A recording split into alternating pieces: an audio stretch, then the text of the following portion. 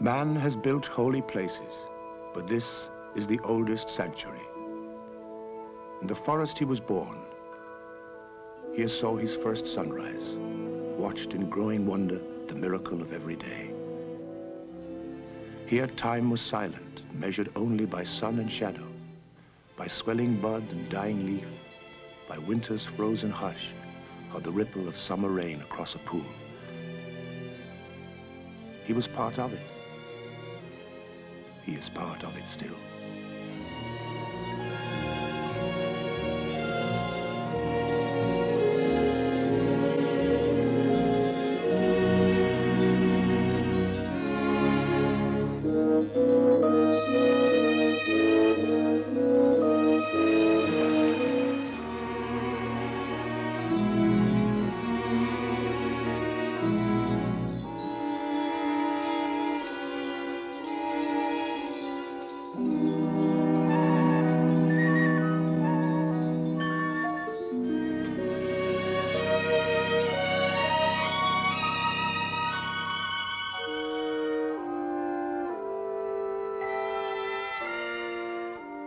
Upon the western coast of North America stands one of the great evergreen forests of the world.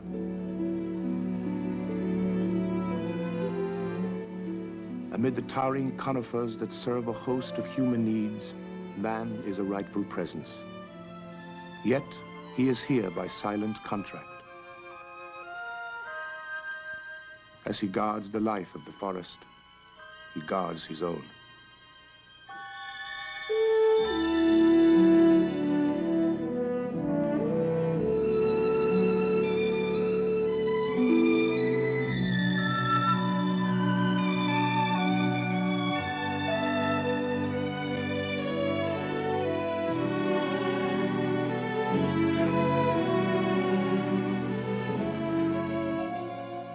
Whole before man came, the forest is a living whole. Sun and seed, rain and lichen, earth and tree are joined in intricate harmony.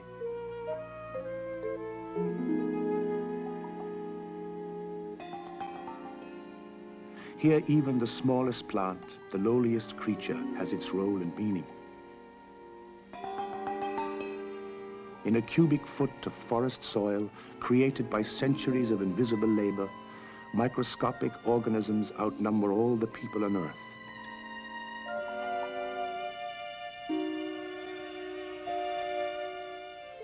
In fragile balance, life is locked to life.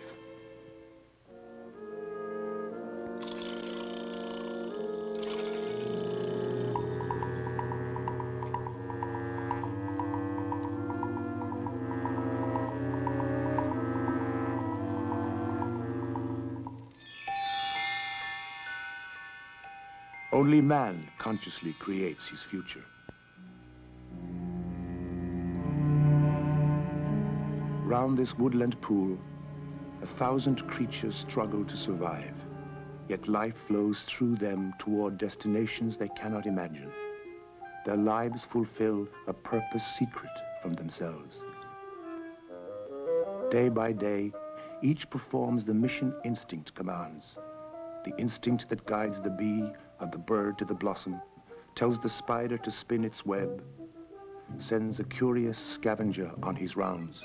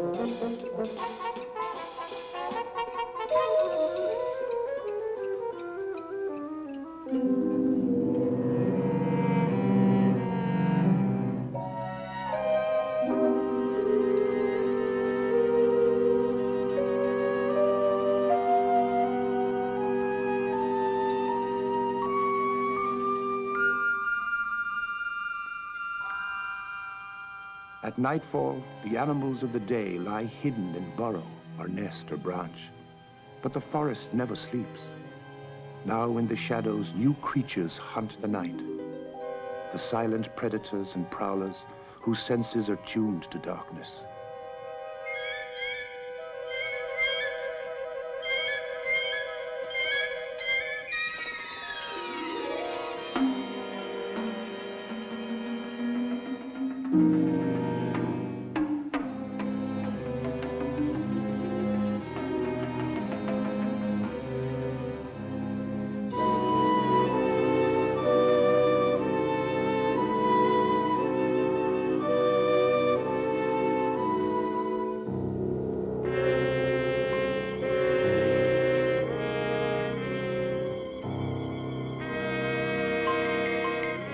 Ambushed by sudden death, many a creature will not survive till daybreak.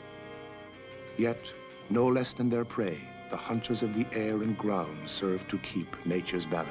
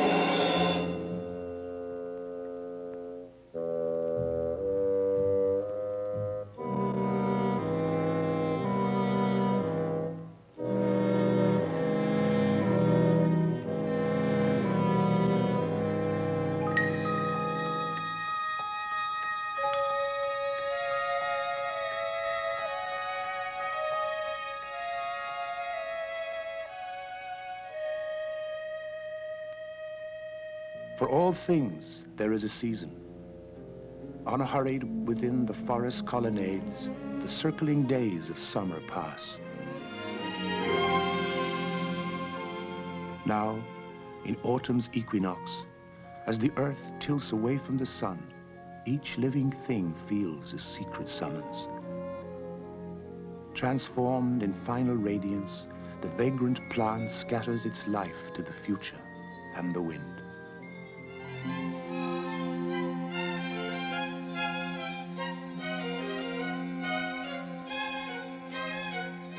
Alerted by the falling leaf, the growing chill and waning light, each forest animal, stirred by an ancient memory, prepares for change to come.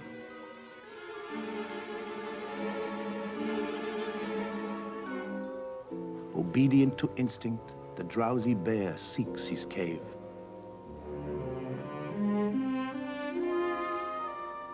Their wings guided by an unerring inner compass, the migrant birds gather in restless flocks.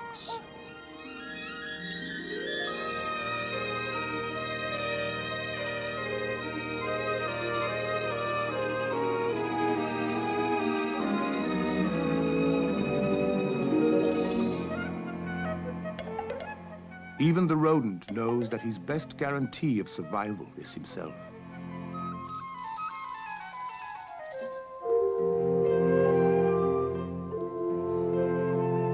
Harvester of trees, man too prepares. Not for one winter, but for many.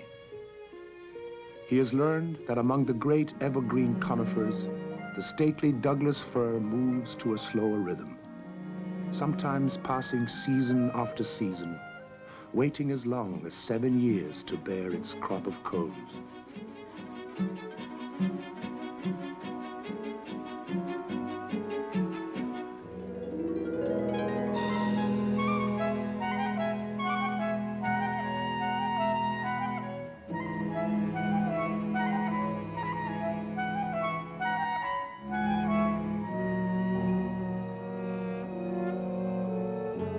Amid the dark sentinel firs and the frozen landscape, life ebbs and rests. In the sleeping brook, the dark shapes of trout are suspended in silence, waiting for release. Dying insect generations have left only their eggs and the rotted stumps. The migrant birds are gone. Only a few predators remain.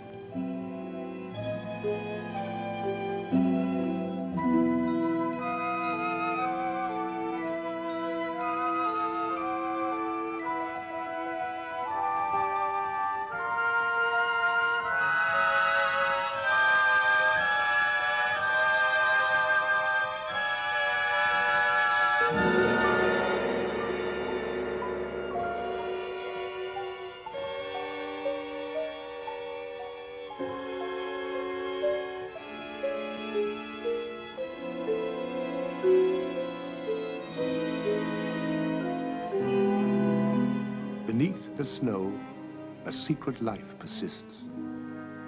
Hidden from hawk and weasel, the mouse devours its winter store. The forest rests, but man does not. In the sheltered nursery, he prepares to replace what he has cut.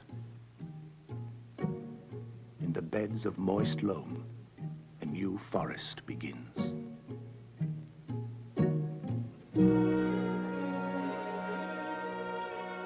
In 80 years, each sprouting conifer may stand 100 feet tall.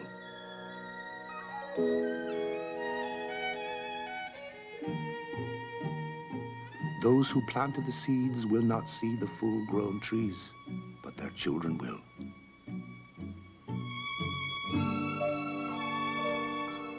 Like a distant trumpet, spring approaches. The wind is softer, the light has lost its chill. Still hidden by winter's mantle, the worm stirs in the moist earth. The seed bursts, preparing for its moment of splendor.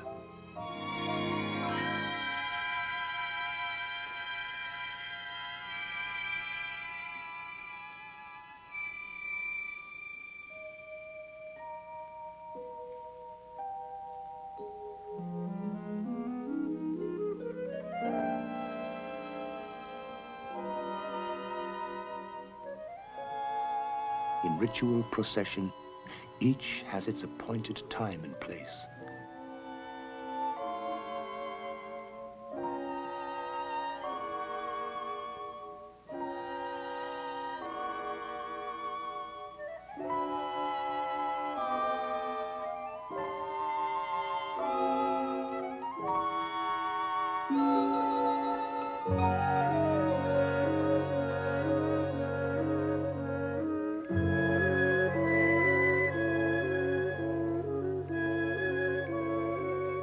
Once again, life spreads its banners to the returning sun. Again, the melting snowpack on the peaks sends its streams pulsing through the woodland glades.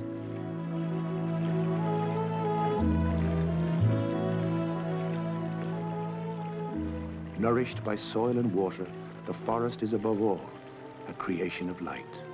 It is by sunlight that the leaf converts the food that feeds the plant, that feeds the deer, that feeds the cougar. Because of the sun, the rivers flow. Out of its fire, the green fern grows.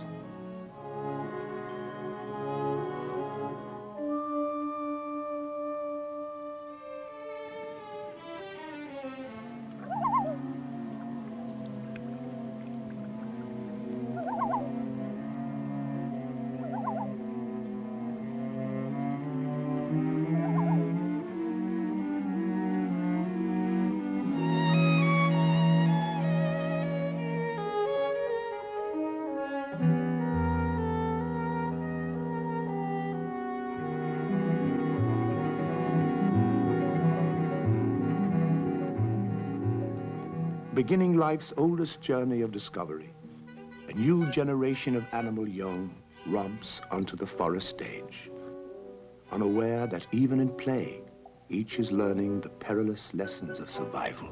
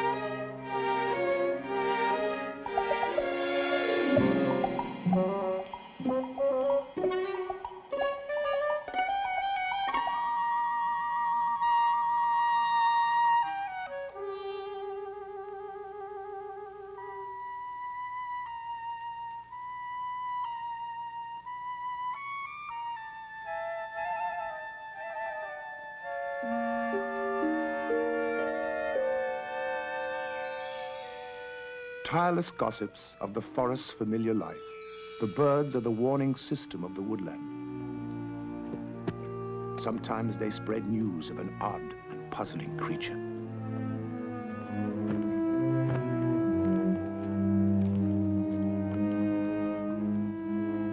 Once man too was a forest inhabitant. Now he is its custodian.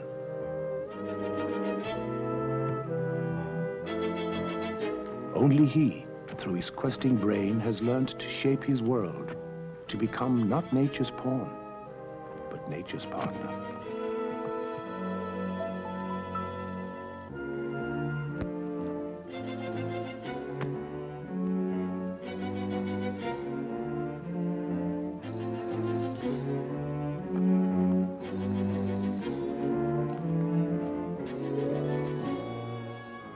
In a single generation, we have learned to ensure a perpetual harvest, to invest new life for what we take.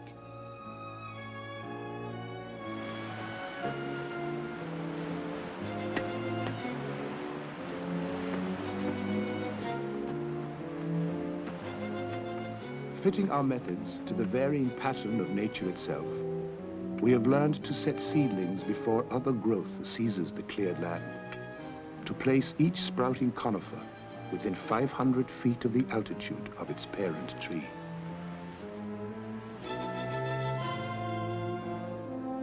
And for our diligence, nature is rewarding us. Already, new stands of young forests are greening upon the slopes, forests farmed and tended by man.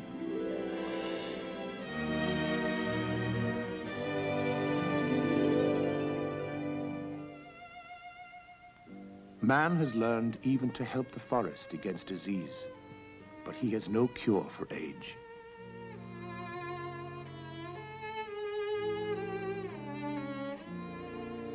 In final solitude, its years of glory spent, choked by a mounting tangle of brush and fallen trees, disease hastens its decay.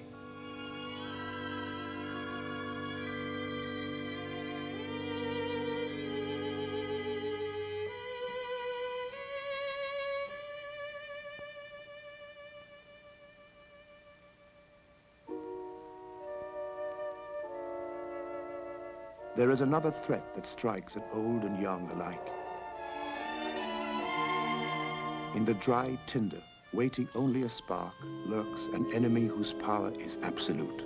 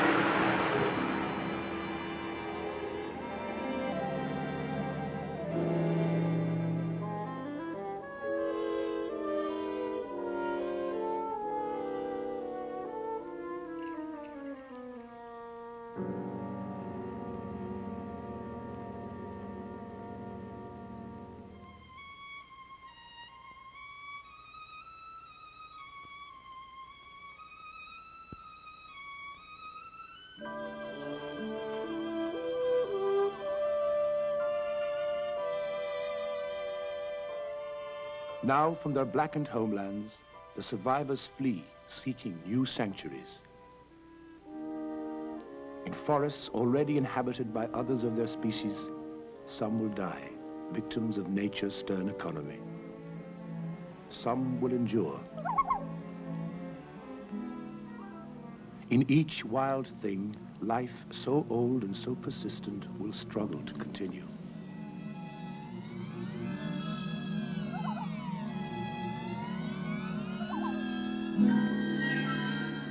Man, too, seeks to endure. Of living creatures, he alone controls his future. Yet no less than mole or eagle, he too is a guest upon this planet. Painfully, sometimes belatedly, man is learning that he is joined to the destiny of all living things. Slowly he is learning that in the forest, as in all nature, he too has a duty, that if he cares for it, it will care for him.